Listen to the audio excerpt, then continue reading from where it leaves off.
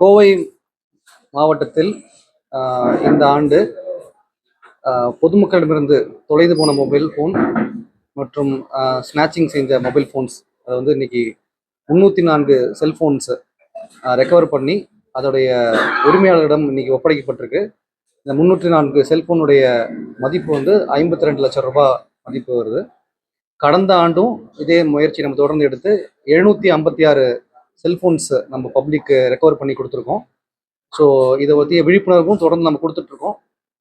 பொதுமக்கள் சிஐஆர்னு ஒரு போர்ட்டல் இருக்குது. அந்த போர்ட்டலில் அவங்க மொபைல் ஃபோன்ஸ் தொலைஞ்சு போனாலோ இல்லை திருடு போனாலோ அதில் அவங்க இந்த டேட்டாவை ஃபீட் பண்ணாங்கன்னாக்கா நமக்கு இன்ஃபர்மேஷன்ஸ் வரும்.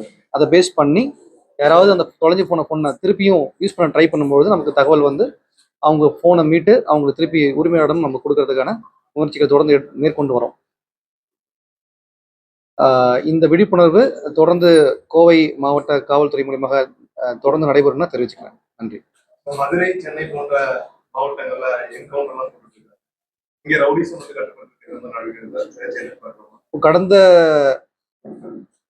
கடந்த 2 வாரத்துக்கு முன்னாடி நம்ம ஹிஸ்ட்ரி ஷீட்டர்ஸை கொலை குற்றம் மற்றும் தொடர் வழிப்பறி ரவுடிசம் இதில் இன்வால்வ் ஆகிறவங்களை வந்து 76 பேரை நம்ம அரெஸ்ட் பண்ணியிருந்தோம். உங்களுக்கு தெரியும், நாங்கள் ப்ரெஸ் ரிலீஸும் கொடுத்துருந்தோம் சம்மந்தமாக.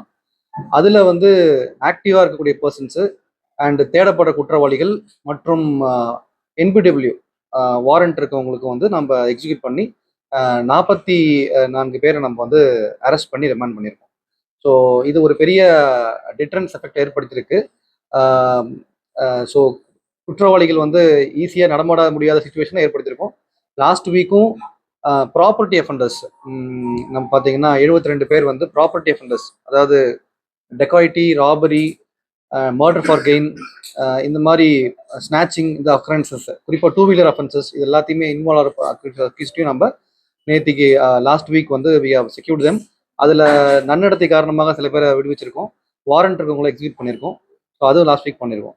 அது மட்டும் இல்லாமல் வெளி மாவட்டங்கள்லேருந்து இங்கே வந்து வேலை செய்து வர்றவங்க, படிக்க வர்றவங்க, இவங்க வந்து சில நேரங்களில் குற்றங்கள் ஈடுபடுறாங்கன்னு நம்ம தொடர்ந்து தகவல் வர்றதுனால அதை கண்காணிக்கும் விதமாக இந்த தாபாஸு, ஹோட்டல்ஸு, பார், இந்த மாதிரி இடங்கள்ல ஒர்க் பண்ணுறவங்கள வந்து சர்வேலன்ஸ் வைக்கிறதுக்காக, அவங்களுக்கு ஏதாவது குற்ற பின்னணி இருக்கா அப்படின்ற ஆங்கிளில் செக் பண்ணுறதுக்காகவும் ஒரு 25 ஸ்பெஷல் டீம் போட்டு 350 பேர்கிட்ட வந்து செக் பண்ணோம், வெரிஃபை பண்ணோம்.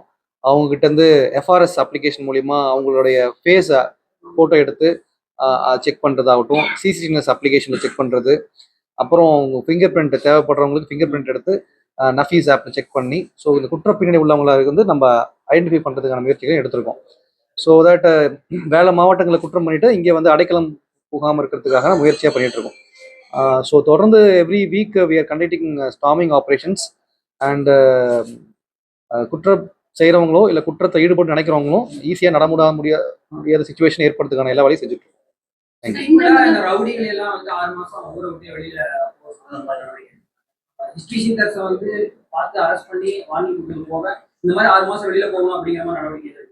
அது வந்து சிட்டிக்கு சில ப்ரொவிஷன்ஸ் இருக்கு, சிட்டி கமிஷனருக்கு சில பவர்ஸ் இருக்கு, டிஸ்ட்ரிக்ட் கலெக்டர்ஸ் கிட்ட இருக்கு. அதுக்கான ப்ரொபோசல்ஸும் நம்ம ரெடி பண்ணிட்டு இருக்கோம். இப்போ அந்த மாதிரி 10%.